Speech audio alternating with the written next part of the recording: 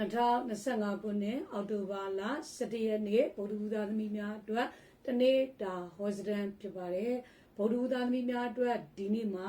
အလုပ်တွေမှာတိုးလို့တန်လန့်နေဖြစ်နေတဲ့ဝေခွဲရခတ်တာဆုံးဖြတ်ရခတ်တဲ့အခြေအနေအချက်တဲတွေနဲ့လည်းကြုံရတတ်တဲ့ဗုဒ္ဓဘုရားသမီးများအတွက်ဒီနေ့မှာအရေးကြီးတဲ့လုပ်ငန်းလှုပ်ဆောင်မဲ့လုပ်ငန်းတွေမှာအထူးသတိထားပြီးဆောင်ရွက်နော်အစဉ်မပြေတွေဖြစ်တဲ့အိမ်တော်ရေးမှာလည်းတဦးနဲ့တဦးကမဖြစ်စလောက်ပြဿနာလေးရစပြီးတော့တဦးနဲ့တူအထင်မြင်လွဲစရာတွေနဲ့လည်းကြုံရတတ်တဲ့ကျမ်းမာရေးအနေနဲ့လေထိုးတဲ့လီအောင်တဲ့ဝေဒနာမျိုးတွေခံစားရတတ်တဲ့အခြေအေးမှာလည်းတဦးနဲ့တဦးကစကားများရတာညင်းခုန်ရတာမျိုးတွေလည်းဖြစ်တဲ့အကျိုးပေးတဲ့ကဏ္ဍကတော့4နဲ့6ဖြစ်ပြီးတော့အကျိုးပေးတဲ့အယောင်က